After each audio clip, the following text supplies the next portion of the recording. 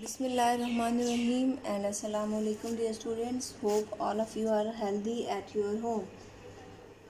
I am your teacher Sahar Gul और हमने जो पीछे डिस्कस किया था वो वेव्स और उसकी हमने टाइप्स और उसकी नेचर को डिस्कस किया था.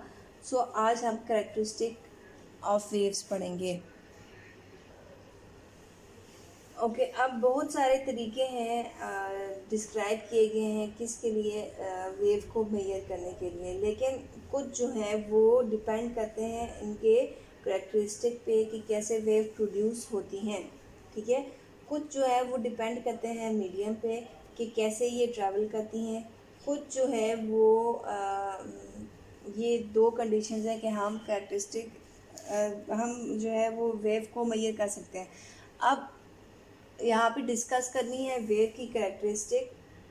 सो हम वेव की करेक्टरिस्टिक को कैसे डिस्कस करेंगे. एक तो जो है वो पहली कंडीशन है कि किस पर डिपेंड करती हैं कि हाउ वेव इज़ प्रोड्यूस्ड. ठीक है, करेक्टरिस्टिक जो पहला हम डिफाइन करेंगे वो क्या है कि हाउ वेव इज़ प्रोड्यूस्ड, कि वेव कैसे प्रोड्यूस हुई है.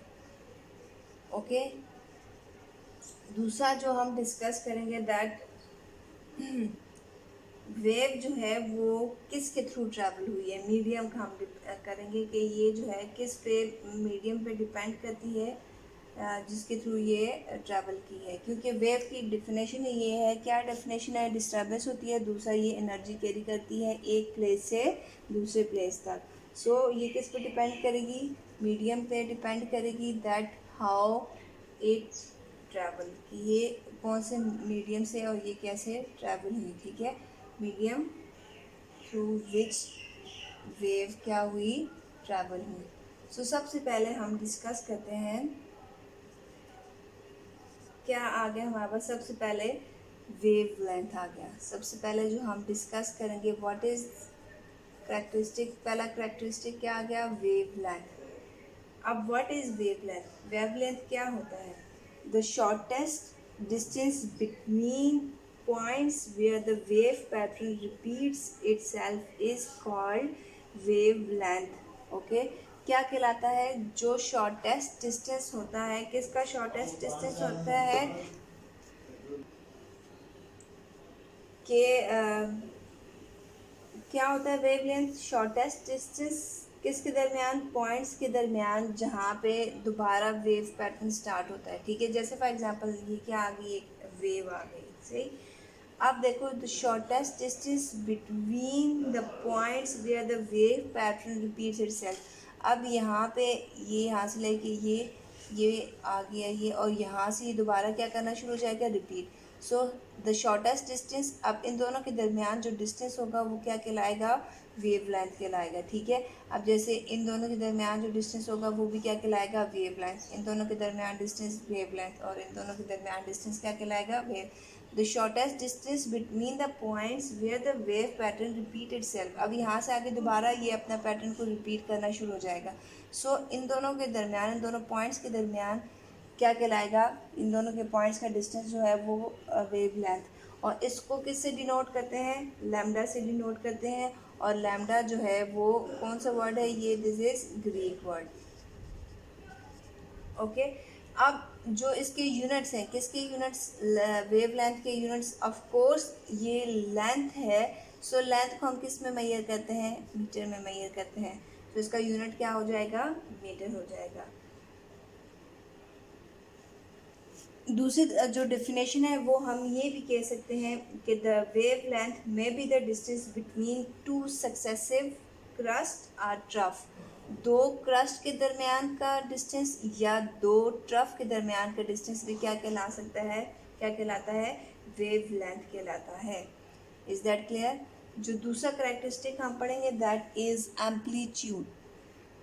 Okay, what is amplitude. Amplitude is the amplitude. अब इसको डिनोट करते हैं एक्स नॉट से भी, या हम इसको डिनोट करते हैं ए से. What is amplitude. Amplitude is magnitude of the maximum displacement of the elements of the wave.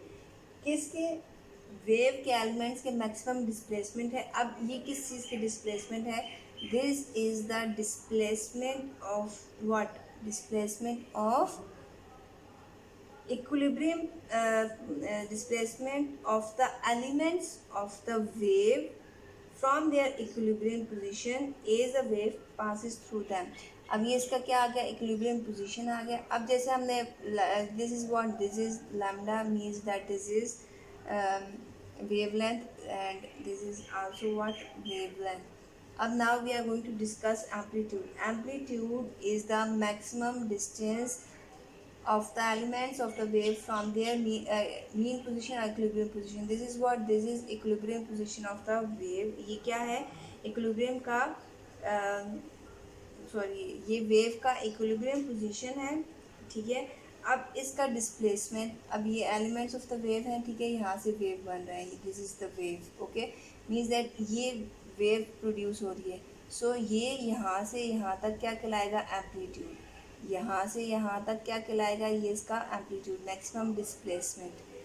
Okay, wavelength, the distance between the two successive trust or trough, या दो पॉइंट जहाँ से ये अपनी रिपीट करता हो. और जो एम्पलीट्यूड होता है वो क्या होता है? इक्विलिब्रियम पोजीशन से वेव के एलिमेंट्स का मैक्सिमम डिस्प्लेसमेंट होता है. This is known as what? This is known as amplitude. Next is जो थर्ड वन है, that is wave cycle. Wave cycle क्या होता है? A wave poses a wave passes a given point along its path. ज़ाहिर है एक path के according ये जो है ये चलती है.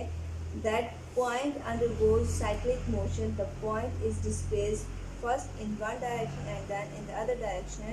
Finally, the point returns to its original equilibrium position, thereby completing one cycle. यानी कि क्या मतलब? ये दोबारा अपनी पोजीशन को जब पहुंच जाता है तो वो क्या कहलाता है? एक साइकिल. जैसे ये वेव आया यूं, ठीक है, तो जहाँ से ये क्या हो जाएगा? ये अपनी ओरिजिनल पोजीशन को या इक्विलिब्रियम पोजीशन को पहुंच जाएगा, तो दैट इज कॉल्ड व्हाट? ये क्या कहलाएगा? पूरा का पूरा एक वन साइकिल हो जाएगा.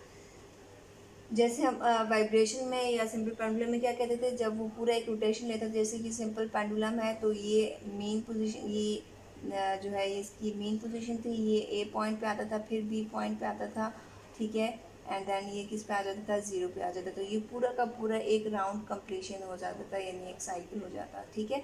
इसी तरह ये जो है वेव जो है वो जब पूरी की पूरी बनती है और अगेन यहाँ पे ये किस पे चली जाती है? अपनी इक्विलिब्रियम पोजीशन पे, तो ये क्या कहलाएगा? ये इसकी वेव साइकिल कहलाएगा. Okay okay. एम्पलीट्यूड जो है वो, एम्पलीट्यूड का जो यूनिट है वो क्या है? मीटर है. जैसे वेवलेंथ का यूनिट भी मीटर है, क्योंकि वेवलेंथ डिस्टेंस है और एम्पलीट्यूड इज डिस्प्लेसमेंट. तो वेव साइकिल भी किसको कहते हैं? जब वेव जो है वो अपनी एक राउंड कंप्लीट कर दे और अपनी इक्विलिब्रियम पोजीशन को पहुंच जाए तो वो क्या कहलाता है? वेव साइकिल कहलाता है. Fourth one is frequency. What is frequency? अब फ्रीक्वेंसी क्या है? The number of wave cycles. अब के वेव साइकिल ने कितने राउंड कंप्लीट किए, ठीक है. The number of wave cycle passing through a certain point in unit time T, किसी भी यूनिट टाइम टी में, तो उसको क्या कहलाता है? फ्रीक्वेंसी. क्या? Number of cycle per unit time. Number of cycle per unit time के वेव ने कितने साइकिल कंप्लीट किए एक यूनिट टाइम में, तो वो क्या कहलाएगा? फ्रीक्वेंसी. और इसका यूनिट क्या है? इसके यूनिट है हर्ट्ज. उसके बाद जो आ गया the fifth one characteristic, that is what is that? Time period. अब what is time period? Time period के तो नाम से ही है कि टाइम पीरियड क्या होता है. The time period is what to required to complete for one wave cycle. एक वेव साइकिल को कंप्लीट करने के लिए जो टाइम चाहिए होता है वो क्या कहलाता है? Time period. सो हम टाइम पीरियड किसकी इक्वल हो जाएगा? 1/f. और इसको किस में हम मेजर करते हैं? इसका यूनिट क्या है? सेकंड इसका यूनिट है. Last but not least, wave speed. अब इसका जो लास्ट सिक्स्थ वन है वो क्या है?